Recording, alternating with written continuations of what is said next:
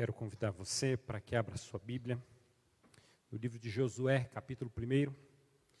A gente vai ter esse texto como base da nossa reflexão de hoje. Na realidade, as reflexões tanto da semana passada como das próximas, é a partir de um tema em comum. E eu vou pedir para o Tiago colocar o tema. Eu creio que aqui não vai estar, mas o pessoal que está nos acompanhando das suas casas vão poder ter acesso a essa série de mensagens que nós começamos na semana passada. Tem como tema tempo de recomeçar. Tempo de recomeçar porque tem tudo a ver com a nossa vida. Tem tudo a ver com o momento que nós estamos vivendo. Tempo de recomeços. Recomeçar faz parte da nossa história. Recomeçar faz parte da vida. Eu creio que em vários momentos da vida, aliás, em todos os momentos da vida, nós estamos recomeçando. Cada dia é um novo recomeço. Aliás, a Bíblia diz que as misericórdias do Senhor se renovam a cada manhã. E por causa das misericórdias do Senhor é que nós não somos consumidos, porque há um renovo, há um recomeço. A cada dia que começa, as misericórdias do Senhor já se renovaram e estão sobre nós novamente. Então, eu creio que é importante a gente falar sobre recomeçar, porque recomeçar nem sempre é algo agradável. Recomeçar pode ser muito bom, quando a gente fala sobre, por exemplo, casar. Casamento é recomeço. Quando nós nos casamos, nós começamos algo, só que de outro jeito.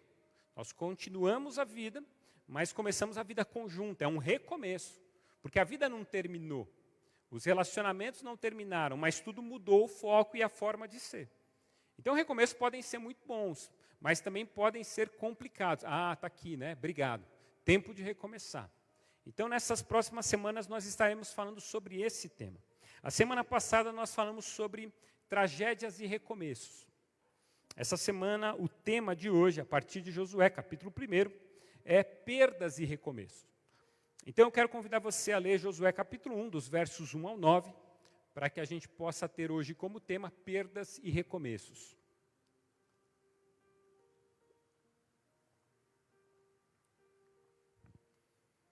Josué capítulo 1, dos versos 1 ao 9, diz assim: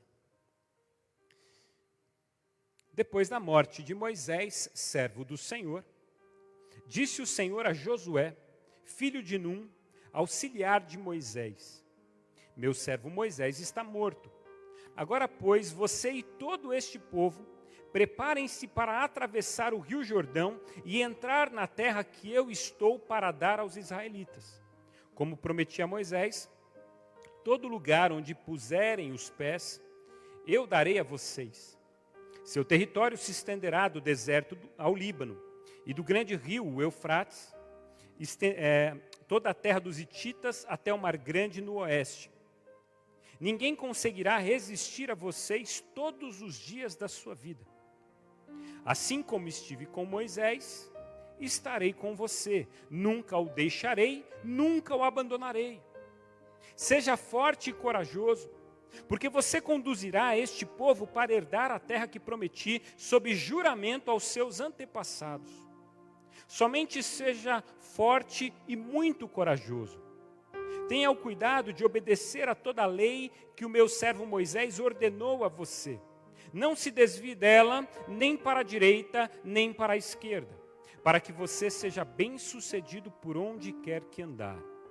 Não deixe de falar as palavras deste livro da lei e de meditar nelas de dia e de noite, para que você cumpra fielmente tudo o que nele está escrito. Só então os seus caminhos prosperarão e você será bem-sucedido. Não fui eu que ordenei a você? Seja forte e corajoso. Não se apavore, nem desanime, pois o Senhor, o seu Deus, estará com você por onde você andar. Glória a Deus. Bela palavra. Vamos orar, feche seus olhos mais uma vez. Senhor, estamos diante da Tua palavra. A Tua palavra, ela é viva. A tua palavra, ela permanece para sempre. A tua palavra, ela divide alma e espírito. A tua palavra desnuda verdades. Ela traz as verdades à tona e desnuda aquilo que nós somos. Fala conosco hoje através da tua palavra e dá-nos a tua direção em nome de Jesus. Amém. Amém. Moisés, ele é o principal, ou a principal personagem de toda a história de Israel. Talvez se você conversar com um judeu e perguntar quem ou qual personagem da palavra de Deus é a mais importante para você em toda a história, naturalmente vão dizer Moisés. Por enquanto, Moisés. Porque Moisés ele tem uma importância na formação do povo de Israel.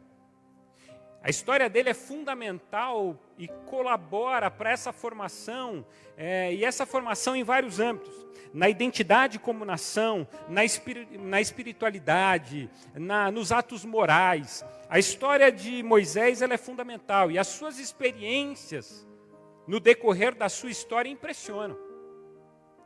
E quem conhece a história de Moisés, quem acompanhou aqui, parece que passou um pouco de novela sobre a história de Moisés, né? Há um tempo atrás tinha algumas pessoas que acompanhavam. Tem filmes sobre Moisés, mas Moisés, a sua história foi impressionante. Moisés começa sendo aquele homem que tem dificuldades, inclusive, de falar. Algumas pessoas, alguns comentaristas declaram que Moisés era gago. O grande líder de Israel era um homem gago, com limitações. E ele expressa essa limitação diante de Deus. Quando Deus o chama, ele fala, olha, eu tenho dificuldades, inclusive, de falar. Mas ele foi importante porque ele exerce um papel de intermediação entre Deus e aquilo que o povo ia entendendo que deveria fazer. Ou seja, foi através de Moisés, por exemplo, que as pragas se manifestaram no Egito. Esse foi o grande intermediário para que as pragas entrassem no Egito. A Moisés, Deus deu as tábuas da lei, depois de 40 dias de jejum no deserto, no monte. Quando ele termina os 40 dias, Deus escreve em tábuas e dá a eles essas tábuas. E essas tábuas, elas constituem todo o preceito moral e espiritual do povo de Israel. Porque o povo de Israel, ele precisava de uma direção, de uma orientação. E Deus escreveu em tábuas e deu para Moisés. Deus podia ter jogado as tábuas do céu, Deus podia ter... Deu na mão de Moisés. Quando você olha para a história de Moisés, você vai ver que quando eles saem do Egito, foi Moisés que foi usado por Deus para bater com o cajado no mar, para que o mar se abrisse, para que o povo passasse e para que depois o mar se fechasse diante do exército inimigo. Gente, que história impressionante é essa? A gente vai ouvindo tanto essa história que a gente fala assim, será que é verdade? É a palavra de Deus nos contando histórias. Histórias de um Deus de milagres. Ele leva o povo a atravessar o mar. Sob a liderança de Moisés, quando o povo estava no deserto, Deus se fazia como uma coluna de fogo durante a noite para que o povo não morresse de frio no deserto.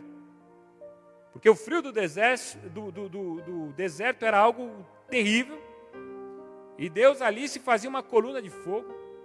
Mas de manhã Deus se fazia uma grande nuvem para que o sol não consumisse o pessoal também. Que Deus é esse? Que homem é esse que experimenta tantas coisas? A Bíblia diz que não houve homem nessa terra como Moisés. Deuteronômio, o último livro de Deuteronômio fala sobre isso. Não houve alguém como Moisés que viu a Deus de frente, face a face. Na verdade, não o rosto de Deus, porque Deus não deixou que ele visse o seu rosto, porque senão ele morreria. Mais uma experiência lindíssima. Foi Moisés que experimentou tudo isso. Mas chega um dia em que as coisas acabam. E o último dia de Moisés chegou. Moisés morreu. E a morte de Moisés foi alguma coisa muito traumática para a vida de Israel. Moisés não era uma pessoa qualquer. Moisés era o grande líder que se estabeleceu. As pessoas olhavam para Moisés, as pessoas viam em Moisés a presença de Deus. Eles reconheciam em Moisés toda a autoridade divina. Mas chega um dia em que a caminhada se encerra, e a de Moisés se encerrou. Eles estavam perto do destino, que era a terra prometida, mas Deus não deixou Moisés entrar na terra. A Bíblia diz lá em Hebreus capítulo 11 que Moisés não entrou, mas saudou as promessas de Deus de longe. Porque Deus, no final da vida de Moisés, ele leva Moisés para cima de um monte, aí ele faz Moisés ver tudo aquilo que Deus daria para Israel. Ele fala, está vendo isso aqui, Moisés? Isso tudo será do povo de Israel. Mas você não vai entrar. A sua caminhada se encerra aqui. Você cumpriu o seu papel. Você combateu o bom combate. Terminou a carreira. Guardou a fé. E agora, alguém vai ter que levar esse povo para dentro. Alguém vai ter que liderar. E eu sempre digo que fácil é você substituir alguém que não fazia um bom trabalho. Você substituir alguém que fazia um trabalho mediano é fácil. Agora, você substituir alguém que fazia um trabalho excelente é muito difícil. E uma angústia começa a se estabelecer na vida do povo. E quando você olha para essa história, quando você olha para a vida desse povo, você percebe que eles ficam extremamente angustiados e perdidos com a ida e com a morte de Moisés. Porque quando uma liderança forte se vai, muitos ficam perdidos. Quando um esteio é retirado, fica difícil recomeçar, porque a insegurança é grande. Quando um pai, que sempre foi aquela figura forte na casa, ele vai embora, todo mundo fica assim, e agora? O que nós vamos fazer? Quando a mãe, aquela figura de sustento, aquela figura de vigor, de união familiar, ela vai embora, todo mundo fica com dúvida do que vai fazer a partir de agora. Porque é assim que funciona a vida. Quando aquele líder que você tinha na empresa, ele não está mais, ele é transferido para outro lugar ou para outra empresa e ele não se faz mais presente e os funcionários às vezes ficam inseguros. E agora, o que vai ser de nós? Moisés, ele trouxe isso para o povo. E essa insegurança ficou muito forte e latente. Jesus era uma figura forte. Quando Jesus morre, os discípulos, eles ficam perdidos. Jesus, ele se encontra com dois a caminho de Emaús, e ele começa a conversar com esses dois, e os dois começam a contar. Eles não reconheceram Jesus, mas o pessoal começa a contar, tinha um homem, esse homem era impressionante, mas uma pena que tudo acabou. Jesus fala, acabou nada, eu estou aqui. Eu falei que eu ia morrer e ressuscitar, e eu ressuscitei, vocês precisavam crer. Os discípulos mais próximos, que eram pescadores, eles voltaram a pescar. Por quê? Porque ficaram perdidos. Agora o nosso mestre não está mais aqui, vamos pescar, vamos voltar à velha vida, vamos voltar a fazer o que nós fazíamos antes. Por quê? Porque nós perdemos a direção, nós perdemos a segurança, nós não sabemos o que mais devemos fazer. Mas o Cristo ressurreto os direcionou e os trouxe de volta ao caminho. Porque Ele é o caminho. Porque Ele é a verdade e Ele é a vida. E sempre que a gente estiver perdido, a gente precisa se lembrar que nós temos um caminho. E quando esse caminho volta ao centro da nossa vida, a gente passa a se reencontrar. Eu preciso de Jesus, você precisa de Jesus. Nós precisamos de Jesus para todas as coisas. E o convite que Deus faz mediante as perdas é o de recomeçar. O povo estava perdido, mas o convite de Deus para esse povo é o convite de recomeçar. Ele vai dizer, olha, o meu servo Moisés está morto. Era como se ele dissesse, Moisés fez um ótimo trabalho, entre muitos erros e acertos que o povo mesmo cometeu, vocês vão à terra prometida, mas vocês vão precisar de uma nova liderança. Chegou um novo tempo, chegou um tempo de recomeço, uma nova fase, uma nova oportunidade. Nós perdemos alguém que era tido como um esteio, mas ao mesmo tempo nós temos que seguir em frente, nós precisamos recomeçar, nós precisamos retomar a nossa caminhada. A gente pode estar vivendo numa nova cidade, como os irmãos que estão um mês aqui, é tempo de recomeçar. A vida não acabou, mas há um recomeço.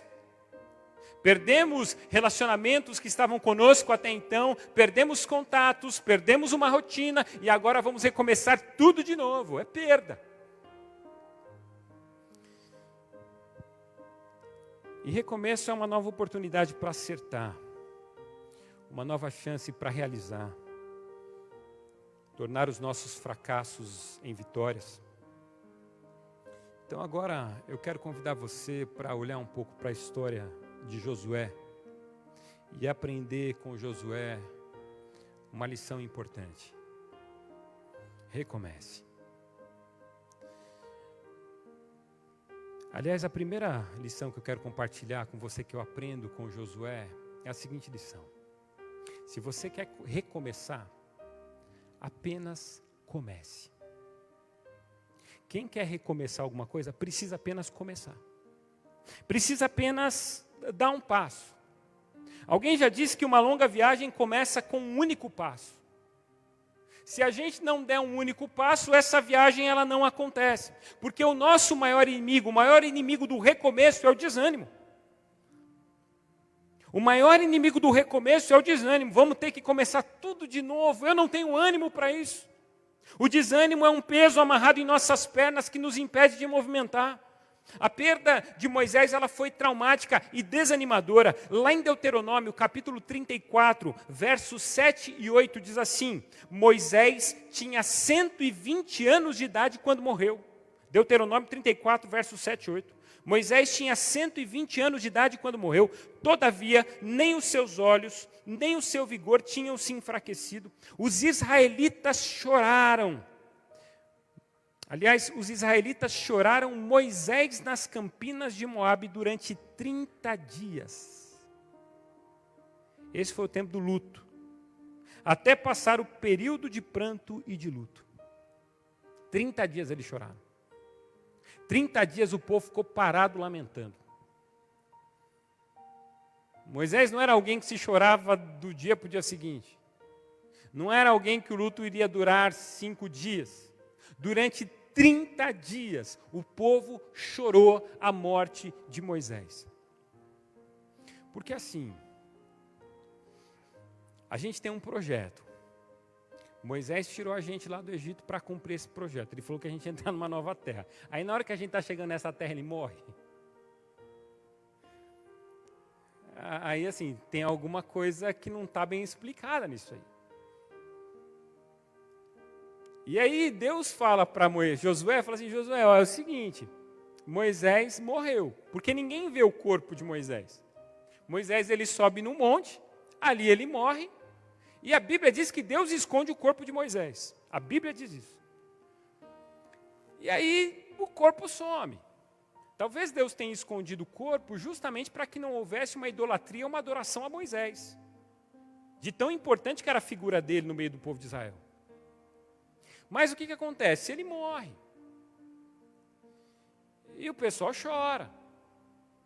E o pessoal fica desesperado, porque fala assim, e agora? Ele começou o projeto, quem que vai terminar? E aí Deus vai falar com Josué, fala assim, Josué, o negócio agora é com você. Josué, ele fica desesperado.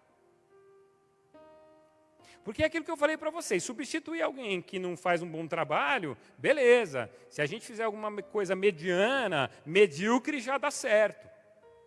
Agora você substituir alguém que faz um trabalho medíocre, eu preciso fazer pelo menos um trabalho bom. Agora, substituir alguém que faz um trabalho excelente, meu Deus, o que eu faço? Como que eu vou produzir um trabalho como o de Moisés, que falava com Deus? E quando Moisés falava com Deus na sua tenda, o seu rosto resplandecia. Como que eu substituo alguém desse tipo? Como que a gente substitui alguém assim? Que eu não estou falando só de desempenho de carreira. Eu estou falando sobre desempenho de vida, de santidade, de relacionamento com Deus. Como é que eu substituo alguém assim? E Josué está lá deitado pensando, o que ele vai fazer? Pensando assim, Deus, será que não tem ninguém? tem um pessoal bom aqui no meio do povo, tem uns homens aí que talvez deem conta. Não são como Moisés, mas, né? Quem sabe eles não. E aí Deus olha para Josué. E Deus diz assim a Josué: Josué, levante-se. Levante-se. Pessoas com medo e desanimadas, elas tendem a ficar deitadas. Pessoas com medo e desanimadas, elas tendem a não reagir. Quando Deus olha para Josué, a primeira palavra que Deus traz a Josué: Josué, levante-se. Todos nós, quando perdemos as boas referências da vida, nós somos tomados pelo desânimo também, como Josué. Quem perde o trabalho desanima. Quem perde alguém importante desanima. Quem perde uma empresa que construiu durante tantos anos desanima. Quem perde um pai ou uma mãe desanima. Quem perde um líder desanima. E nessas horas nós nos perguntamos onde nós vamos encontrar força para recomeçar ou como nós vamos recomeçar. E a palavra de Deus é: levante e dê o primeiro passo. Porque quem se levanta começa a andar. E andar e começar a dar os primeiros passos é importante para quem quer recomeçar. Josué, deitado você não vai chegar a lugar nenhum. Então levante-se e comece a caminhar. Deitado você nunca vai alcançar aquilo que eu tenho para você. Então levante-se e dê os primeiros passos. Porque para recomeçar é preciso levantar. Fazer alguma coisa. Para recomeçar é preciso dar passos. Martin Luther King já disse: suba o primeiro degrau com fé. Não é necessário que você veja toda a escada. Apenas dê o primeiro passo. Porque a gente não está vendo a escada, a gente não está vendo aonde a gente vai chegar, mas uma das coisas que a gente precisa fazer é dar o primeiro passo. Abraão, ele foi caracterizado como o pai da fé. Por que Abraão ele foi caracterizado como o pai da fé? Ele nunca duvidou? Não, pelo contrário, ele duvidou um monte de vezes. Ele tentou pegar um atalho para ajudar Deus e teve um filho com a serva da sua esposa. Porque ele não acreditava que a promessa de Deus iria se concretizar sobre a vida dele. Abraão, ele cometeu muitos erros. Mas o dia que Deus disse: Abraão, sai da tua terra, da tua parentela e vai para a terra que eu ainda vou te mostrar, ele foi. Isso fez dele um homem de fé. Quando ele disse: Abraão, pega o seu único filho, o filho da promessa, e sacrifica esse menino. Abraão não perguntou, ele pegou o filho e ele levou o filho e falou assim: filho, a gente vai fazer um sacrifício. No meio do caminho, o filho dele deu uma olhada no geral. O filho dele deu aquela olhada e falou assim: pai, assim, eu estou vendo tudo para a gente fazer o sacrifício. Eu estou vendo a lenha, eu estou vendo com o que a gente vai fazer, o fogo, eu estou vendo o cutelo, eu estou vendo a faca, estou vendo tudo. Cadê o cordeiro? E aí Abraão vai dizer: filho, ó, Deus proverá. Deus proverá. Para que Abraão não fale de cara: o sacrifício é você. Mas Abraão, ele ainda tem uma esperança de que Deus ia prover. Porque diante dos seus olhos estava um filho, onde foi depositada uma promessa divina. Deus queria que Josué se mexesse e o mandou ficar em pé. Porque Josué estava desanimado e ninguém consegue conquistar algo deitado, inerte, desanimado e sem lutar. Platão, ele disse: tente mover o mundo, o primeiro passo será mover a si mesmo. E quem não move a si mesmo não move ninguém e não move mundo nenhum. Você está desanimado com as tentativas, com os fracassos e com as derrotas. Deus está mandando você ficar em pé e começar a andar. Dê os primeiros passos. Há uma nova oportunidade, há um novo recomeço em sua vida. Uma nova fase de muita luta, porém de vitórias. Apenas comece, não interessa o tamanho dos seus opositores, comece. Não dê ouvido às palavras contrárias ou aos sentimentos contrários, apenas comece. Quando um jovem vem e fala assim: pastor, outro dia eu conversando com um jovem, falei assim: rapaz, e aí, quanto tempo você está namorando? Ele falou assim: estou namorando minha noiva já há 5 anos. Eu falei: o que falta para você casar? Falta estabilidade. Eu fiquei olhando, onde que casamento está vinculado à estabilidade? Casamento não tem nada a ver com estabilidade, não, irmão. Tem a ver com desejo de estar junto e promessa divina. O cara que está ali 10 anos namorando a moça, não está esperando estabilidade, não. O cara não quer compromisso. Por quê? Porque a estabilidade vem. Quando eu pedi minha esposa em casamento, ela tomou um susto. Falei, quer casar comigo? Ela ficou olhando. Acho que ela olhava para mim e ela ficava pensando, o que ele tem? Que ela olhava para mim e para Brasília. Eu tinha eu tinha uma Brasília. 2 carburadores. Ela olhava para mim, olhava para Brasília, olhava para mim, olhava... Mas topou essa maluca aí. Topou. E Deus foi acrescentando dia a dia, porque casamento é construção. A gente não recebeu bens de ninguém. A gente não recebeu nada. Só a provisão divina. E a provisão divina nos trouxe até aqui. Tudo que você tem para começar está em suas mãos. Pessoas que estão namorando há anos só precisam dar um passo de fé. Porque namorar e casar é passo de fé. Tomar a decisão do casamento é passo de fé. Porque eu estou entendendo que eu vou me unir com alguém que eu não conheço, mas tem uma cultura diferente da minha, e eu estou acreditando que vai dar certo. Isso é fé. A fé diz que vai dar certo esse negócio. Porque assim é a fé. A fé funciona desse jeito. A gente vai construindo as coisas e a gente vai crendo que elas vão chegar até o fim. Ou seja, você quer começar, dê o seu primeiro passo. Ah, não, mas eu não tenho nada. Construa junto. Tome a decisão, pare de fugir. Não fica ali desanimado, ai, será que vai dar certo? Eu queria que as coisas fossem diferentes. Apenas tome o rumo. Ai, eu queria tanto fazer um curso, mas ai, é tão difícil, eu não tenho dinheiro. Vai atrás, começa a conversar, começa a pedir desconto, começa a aparecer em cena. Porque senão você nunca vai fazer nada. Ah, não, mas eu queria tanto, olha, eu queria tanto que as coisas dessem certo na minha vida, eu queria melhorar, eu queria ser um melhor vendedor, eu queria ser um melhor empregado, eu queria ter a minha empresa. Então começa a correr atrás. Se você não der o primeiro passo, as coisas não vão acontecer. Recomeçar é dar passos. Josué, a gente tem um projeto, levar esse povo para uma terra.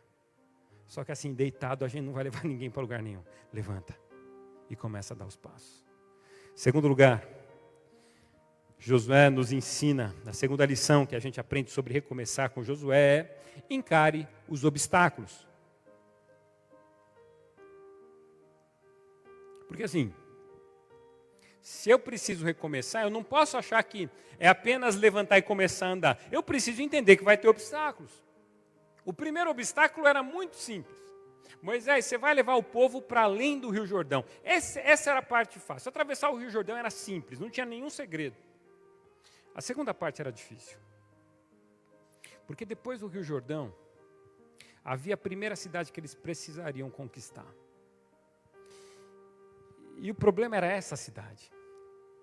A Bíblia diz que nessa cidade haviam muros fortificados altíssimos. Essa cidade se chamava Jericó. E eles mandaram espias, e eles ficaram com medo. Eles falaram assim, bom, já começamos e eu vou dizer uma coisa, não vai ser fácil entrar. E aí Deus olha para Josué e vai dizer, Josué, eu quero dizer uma coisa para você, porque vai ter obstáculos, mas você precisa guardar isso na sua mente e no seu coração. Não desanime, seja forte e seja corajoso. Não se deixe vencer pelo desânimo. Porque assim, você começa, você está desanimado, aí você fala, bom, tudo bem, eu vou levantar e vou dar os primeiros passos. Aí você começa a dar os primeiros passos. Só que aí quando você começa a dar os primeiros passos, vem os primeiros obstáculos. E quem está desanimado, parar nos primeiros obstáculos é simples. Por exemplo, você decidiu fazer uma dieta, mas você não está desanimado, você não está animado para fazer uma dieta. Mas você decidiu, falou assim, não, segunda-feira, amanhã, pela palavra do pastor, eu vou abraçar essa palavra agora, vou tomar para mim essa palavra e amanhã eu vou começar a minha dieta. Amanhã eu vou cortar carboidrato, os doces, o açúcar. Aí chega terça-feira, você tem um casamento. E não é um casamento qualquer, é o casamento do primo rico. Sabe aquele primo rico que faz aquele casamento que não poupa nada? Que assim, a mesa de doce é do tamanho desse templo aqui, uma coisa maravilhosa. E aquele doce que você mais gosta na vida, tem um monte dele assim, ó. Você levar para casa e fazer festinha na sua casa com o doce. Assim, ó. Aí você fala, deixa quieto, eu nem queria mesmo fazer dieta. Porque assim, quando a gente não tem tanto ânimo, qualquer obstáculo justifica a nossa parada. Quando você não tem ânimo, você abre a sua empresa, mas assim, aí vem a quarentena. Aí você fala, deixa quieto, vou chutar tudo pro alto, deixa quieto, não vou mais investir nisso. Você guarda dinheiro para realizar um sonho, aí entra um ladrão na sua casa, rouba a sua televisão, aí você olha para aquele dinheiro e fala assim, vou comprar tudo de novo, não vou realizar mais sonho nenhum, esquece, deixa sonho para o lado, porque sonho não é para se realizar, ele só dá trabalho. Você decide fazer academia, de repente vem o frio. Você que estava falando assim, abriu as academias, está feliz da vida, né? Tião estava ali que não se aguentava, abriu a academia. Irmão, veio frio, deixa quieto. Você chega lá e fala assim, deixa quieto. Está muito frio. Para que eu vou na academia no frio? Não combina frio com a academia. E aí daqui a pouco um projeto morre. Quando Jericó aparece diante de Josué, e Deus fala, Josué, passa esse Jordão. E aí Josué fica pensando, meu Deus, mas tudo bem assim, eu até posso levantar e começar a andar, mas olha aquilo ali, olha o tamanho daquele muro. É difícil. Aí Deus fala assim, aquilo que eu fui para o teu servo Moisés, eu serei com você. E eu vou dizer mais, Josué, presta atenção. Onde você pisar a planta dos seus pés, será a terra de vocês. A partir de agora, quando vocês passarem o Jordão, aonde vocês pisarem a planta dos pés, será de vocês. Josué, ele carregava na alma mais de 40 anos de deserto, muitas derrotas, porém Deus queria que Josué avançasse e lutasse. O Rio Jordão seria apenas o primeiro e o menor obstáculo de Josué, mas Deus queria mostrar e ensinar que muitos obstáculos e muitas lutas elas viriam, mas Josué não deveria temer, porque Deus faz uma promessa, eu vou com você e eu darei por herança essas terras que estão diante dos seus olhos. Gente, isso é maravilhoso, porque quando Deus fala com a gente, presta atenção, quando Deus fala para a gente, Ele se antecipa aos nossos sentimentos. A gente nem falou o que a gente está sentindo, Josué nem teve que falar, Deus, não, Deus já olhou o coração de Josué e falou assim, Josué, é você, não tenha medo, seja corajoso, eu estarei com você e essa terra é de vocês, portanto levanta e vai.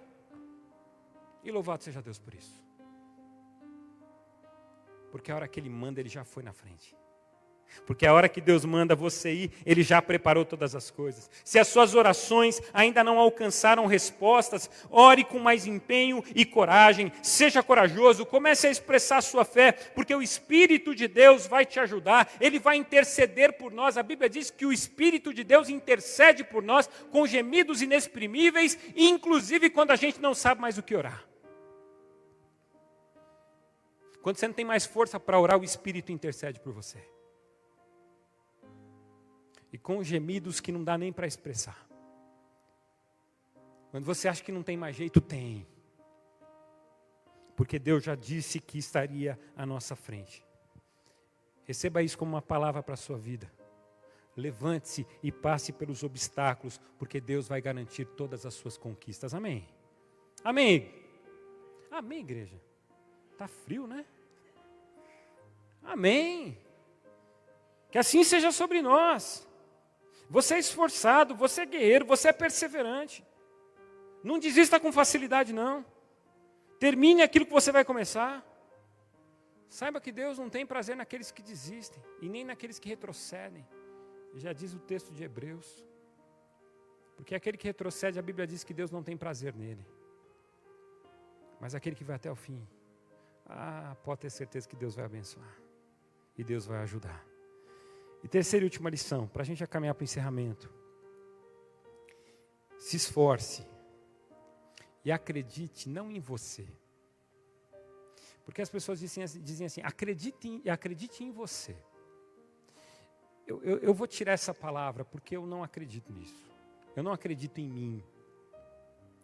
Eu acredito no Deus que age em mim. Se esforce e acredite no poder de Deus sobre a sua vida. Alguém já disse que para ver uma nova lâmpada brilhar é necessário substituir a que se foi.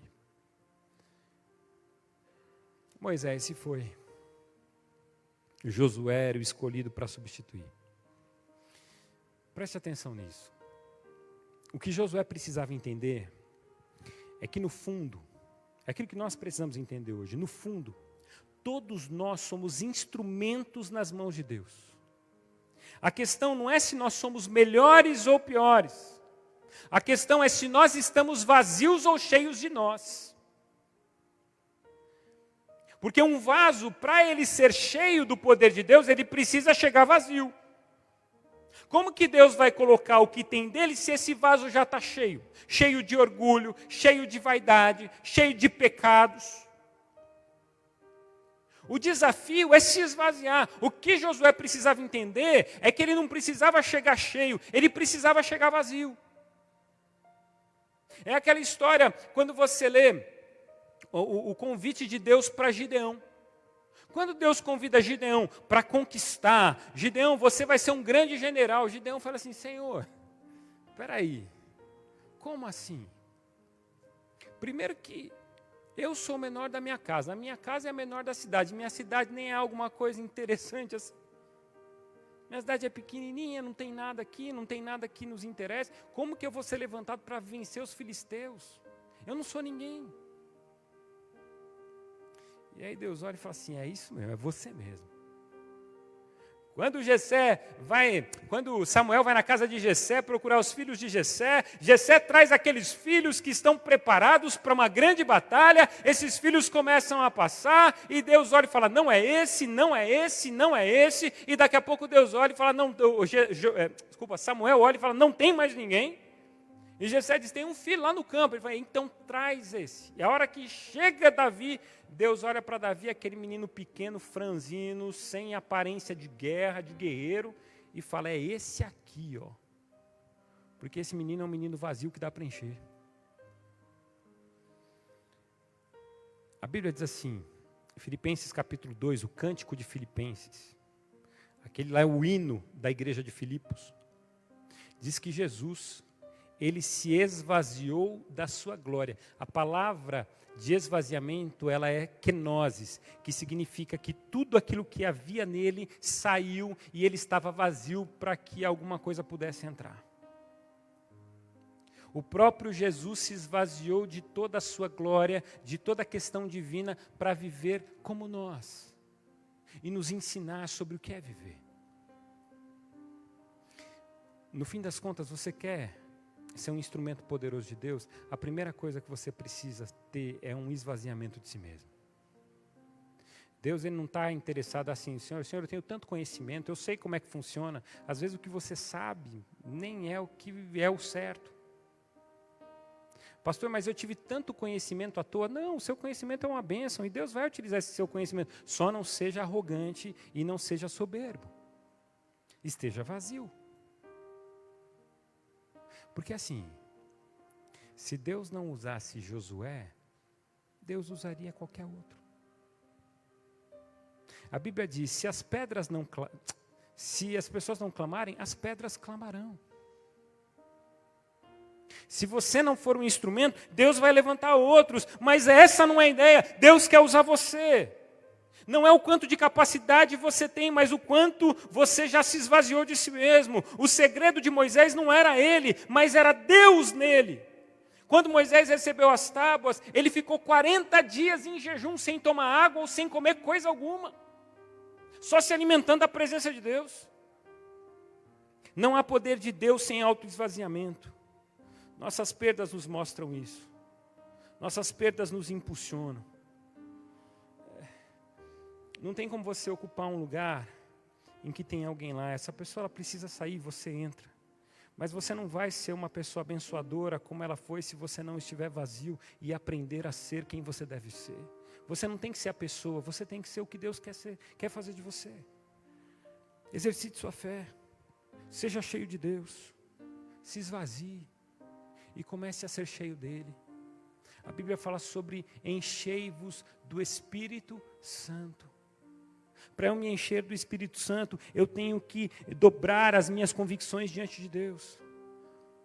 Porque quanto mais dobrado diante de Deus, mais cheio dele eu estarei.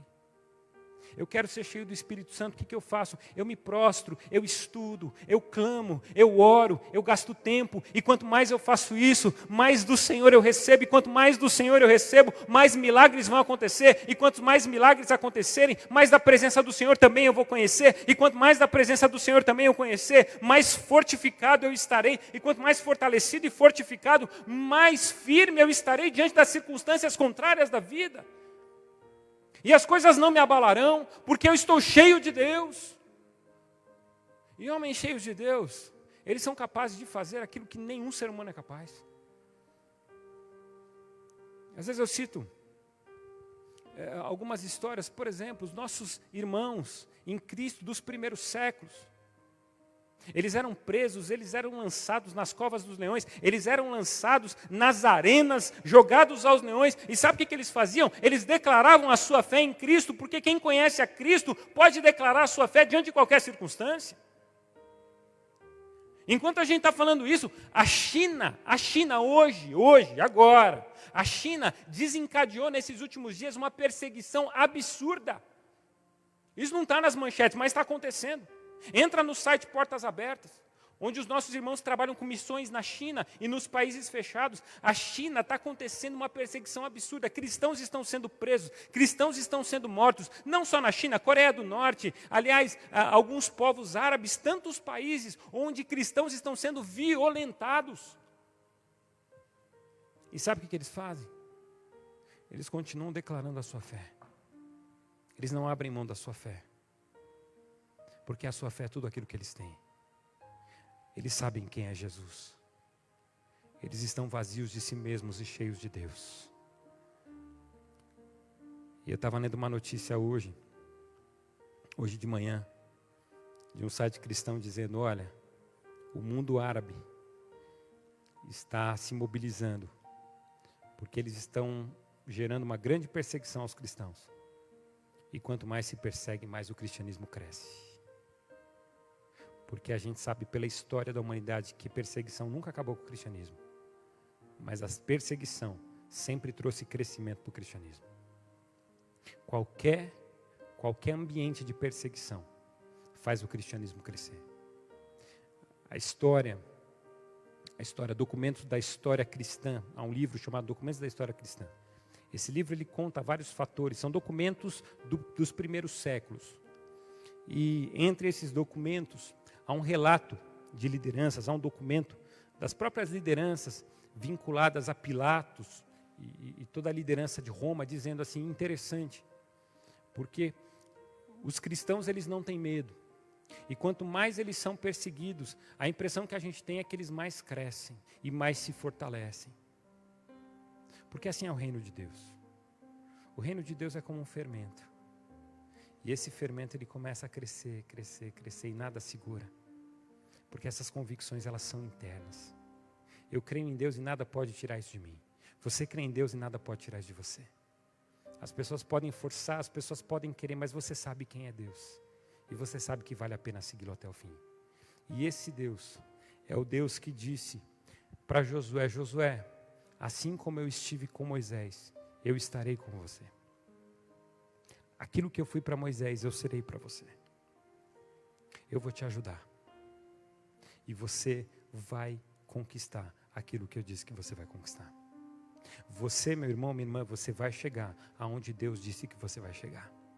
Porque há um plano, há um propósito que é muito maior do que o meu plano e o seu. O meu plano, quais são os meus planos? Meu plano é crescer. Meu plano é ficar melhor, meu plano é adquirir conhecimento, meu plano é conquistar coisas, meu plano é ver meus filhos crescerem. Agora eu pergunto, quais são os planos de Deus para mim? Esses são muito diferentes. Os planos de Deus para mim estão relacionados a transformar vidas, a pregar o Evangelho, a fazer com que as pessoas se acertem com Deus, que as pessoas se acheguem a Deus. O plano de Deus para mim é ouvir, o plano de Deus para mim é acolher. Esses são os planos de Deus, eles são diferentes dos meus. E quanto mais de mim eu tenho, mais os meus planos permanecem. Quanto mais de Deus eu tenho, mais os planos dele se realizam em mim. E isso é maravilhoso. Seja um instrumento de Deus, porque você já é um instrumento poderoso. Apenas se coloque à disposição do autor e do consumador da nossa fé.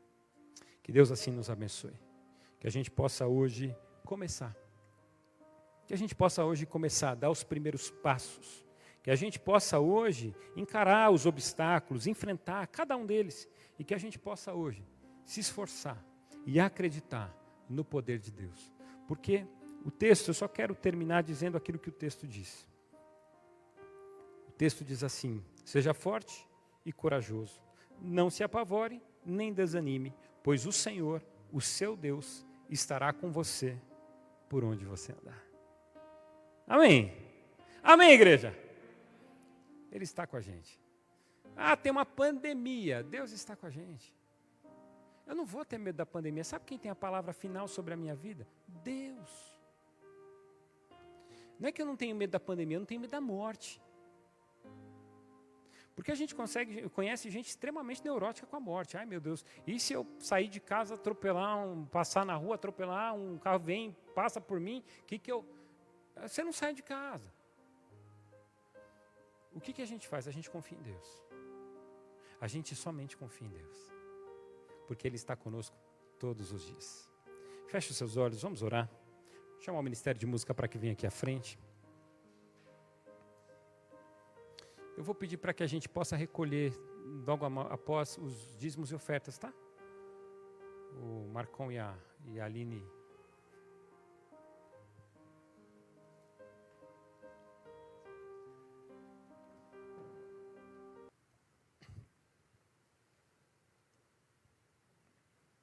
Eu queria que a gente orasse. E eu quero orar por sua vida. Você hoje que precisa recomeçar. Eu quero convidar você a colocar o seu coração no altar de Deus. Talvez você não saiba como dar o primeiro passo. E Deus está dizendo, levante e comece a andar. E talvez você esteja pensando, mas para onde eu vou? Comece a andar, Ele vai te mostrar. Ande pela fé, caminhe pela fé. Se você não sabe para onde ir, comece a orar e comece a caminhar, porque Ele vai te mostrar. Ele vai te levar. Talvez hoje você esteja dizendo, eu estou vivendo um novo recomeço, eu perdi algumas coisas, eu perdi história, eu perdi amigos, eu perdi conhecimento, eu perdi pessoas importantes e eu estou precisando recomeçar, mas estou aflito, estou cansado, estou com medo. Eu quero dizer para você que Deus está ao seu lado, como estava ao lado de Josué, e Ele vai te ajudar a recomeçar. Em nome de Jesus. Coloque o seu coração agora no altar do Senhor. Você que precisa recomeçar, o nosso Deus é um Deus de recomeços. As suas misericórdias, elas se renovam e elas começam novamente a cada manhã. O nosso Deus é um Deus de reencontros. O nosso Deus é um Deus que perdoa os pecados e nos dá a oportunidade de começar tudo de novo. Talvez você tenha perdido algo muito importante. Você está perdido, inseguro. Eu quero dizer para você, não precisa. Deus vai te levar, Deus vai te guiar. Essa é a palavra dele. Seja forte, seja corajoso, seja corajosa em nome de Jesus.